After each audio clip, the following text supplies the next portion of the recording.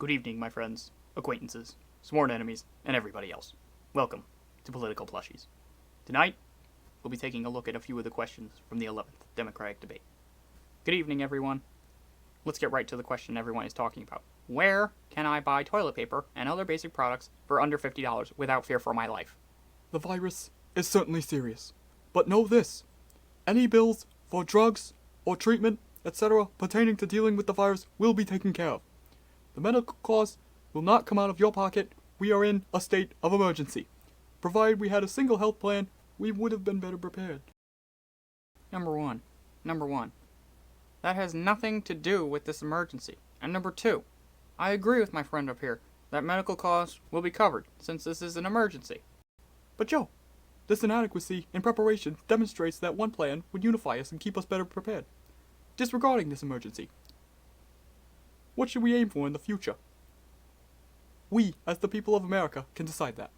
We can stop the injustices. We can prevent millions of people from going bankrupt because they get cancer. And help those 500,000 plus us homeless people. Why is it we have such things in our economy when we spend twice as much on healthcare as any other country, yet we have millions of under and uninsured? My campaign is funded by ordinary people, not billionaires and big, morally questionable companies. My friend, Italy has a national healthcare policy issued by the government, and look how much good it did them. Just look how much good it did them. As I said before, this emergency will be covered by the government since it is, in fact, an emergency. And secondly, the average donation was $44. Moving on. Senator, seeing as you're quite old and have had a heart attack, what precautions have you been taking to avoid contracting the virus? I wash my hands countless times a day. I use hand sanitizer regularly. I even have it on me right now. I'll use it now. Would you like some, Joe? Jake?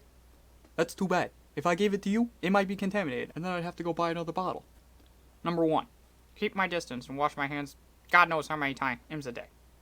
I keep hand sanitizer in my bag with me. That's number one.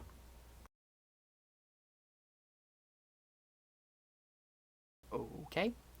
Senator, you commended China and Cuba for improving the basic competency of its people. Would you care to go a little more in detail as to why you did that? Certainly.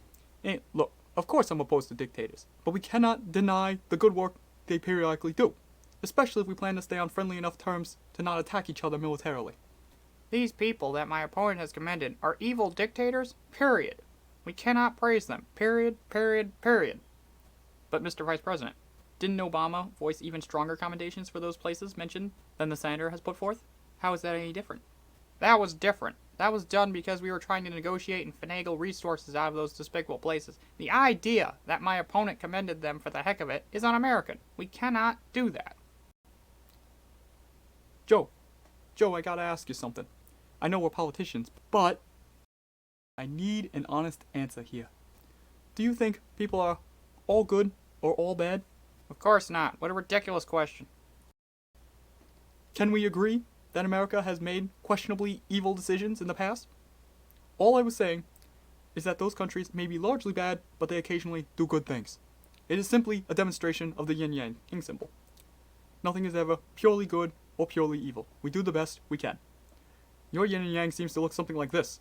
And it is not reality, my friend. We'll now move on to our final topic of the night, the environment. Senator, I would assume you would like to start us off. Yes! Thank you. I would. Look, climate change is the existential threat of our time. We must be willing to act boldly and have the guts to take on the fossil fuel industry. We have to have an unprecedented commitment to green energy, to wind, to solar. Joe wants to have a handful more solar panels or wind turbines. That's fine. But it's not enough.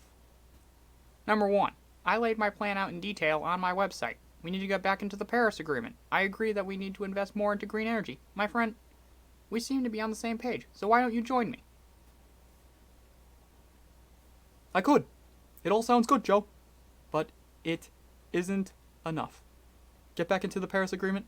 Fine. Whatever. But it's not enough. We need to be prepared and willing to take the next step in our nation's history. If we don't act quickly, our planet will turn into a rotisserie chicken, baked to deliciousness on all sides.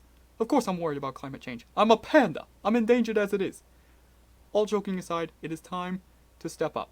It is time for us to become leaders on this topic. We need to have the guts to take on the fossil fuel industry, the pharmaceutical industry, the insurance companies, and the billionaires on Wall Street. We can raise the minimum wage to $15 an hour. We can restore the power to the people and take it back from the big shots on Wall Street. We can prevent millions and millions of Americans from going bankrupt or missing doctor appointments because they can't afford them. We can help the 500,000 plus people who are out on the street right now, even as we do this debate tonight. You know what, Joe? Why don't you join me in changing this country? Oh, I forgot. You're not interested. You're too busy being backed by those big companies and billionaires that I'm so ready to take on. The average contribution was $44. Closing remarks, gentlemen? America, we can change this country for the better. You have the power. Your voice matters. Stay safe from the virus, and God bless. Thank you. Number one. I'm the only one up here who's been in the Situation Room when we were dealing with Ebola. I also got 150,000 troops out of foreign countries. That's number one. Number two, I can deal with this crisis. We'll call all the experts and discuss what we gotta do. We'll use science. My opponent wants to start a revolution. What's a revolution gonna do? Disrupt everything for the next 4+ years? People need an answer now. Now! And I can get what needs to be done passed. And number three, the average donation was only $44. Thank you, gentlemen. And from everyone here at Political Plushies, good night.